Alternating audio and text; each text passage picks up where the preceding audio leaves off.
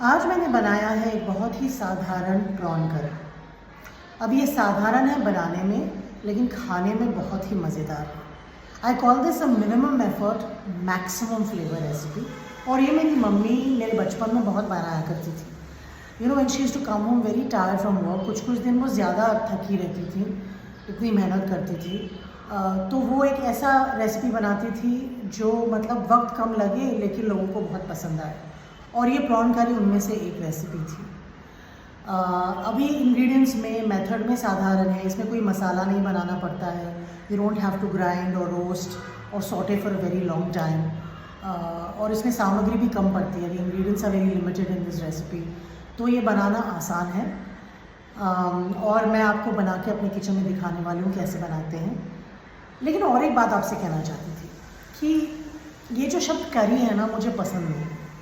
अभी this is a colonial term जो अंग्रेज़ों ने हमारे खान पान पे अप्लाई किया है कि कोई भी चीज़ है जिसमें थोड़ी सी ग्रेवी है या रस्सा है या सॉस है और उसमें थोड़ा सा मसाला है, तो उसे करी कह देना चाहिए।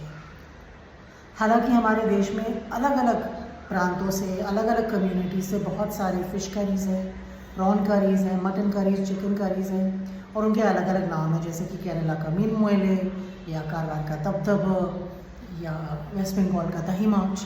सो I prefer to have very specific names for Indian dishes and specially for things like fish curry and prawn curry. लेकिन इस रेसिपी के लिए ना मेरे पास कोई इन्फॉर्मेशन नहीं है।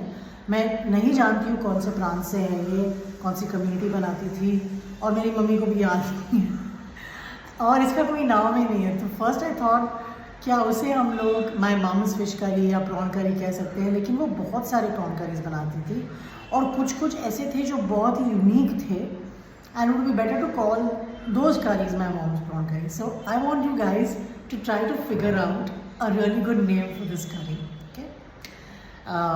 So come on, let's go into my kitchen and let me show you our this prawn curry, which you can by the way also make with different kinds of fish like surmai or ravas. Even pomfret is fine if you.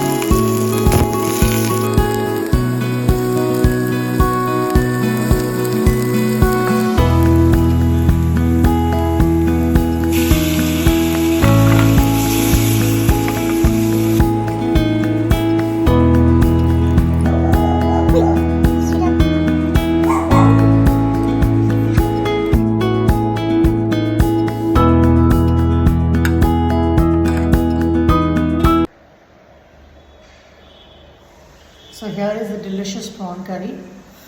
Can't wait to eat it. Yum yum. And here I have some boiled white rice. और हाँ, इसमें एक चीज़ बहुत ज़रूरी है और वो है खट्टापन. You need some lime or lemon juice with it. Just flavor पूरा उभर के आता है. It really enhances the flavors of the curry. So let's start off by helping myself to some rice.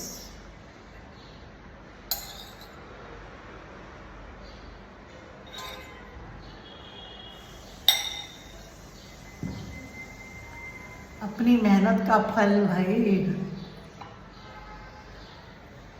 और हाँ, जब आप फिश करी बनाते हो या प्रॉन करी बनाते हो, it's important not to overcook the prawns. The prawn should be soft and delicate.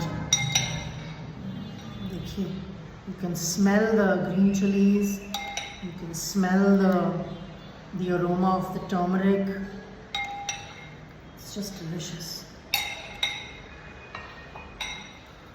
और मुझे माफ़ करना भाई, हम तो हाथ से खाते हैं। I can't eat a fish curry with a fork and spoon. I need to To really enjoy it, now I need to eat it with my hands. I don't know about you. और पूरा जो manicure है वो हल्दी की वजह से बिगड़ जाता है, but I think it's totally worth it. वो बहुत गर्म है। थोड़ा सा चावल को मसल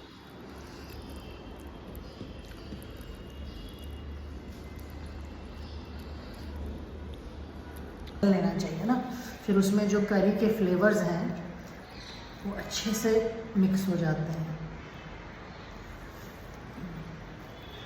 गर्मा गर्म।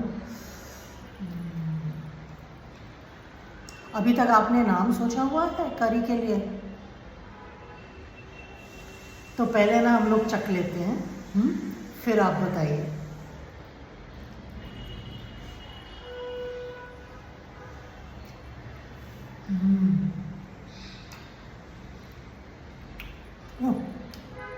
नींबू डाला मैंने, और थोड़ा चाहिए।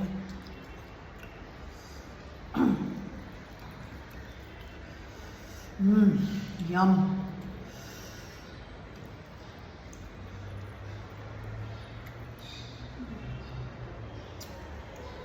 अदरक का हल्का हल्का फ्लेवर है, हल्दी का हल्का flavour, and you can taste the black peppercorns just ever so slightly. It's so good, I can't tell you. It's so simple and so good. और वो जो इलायची डालने से ना जो महक आती है करी में से, वो तो लाजवाब है। चलिए आप जल्दी से बना लीजिए, और जैसे कि मेरे पापा हमेशा कहते थे, enjoy.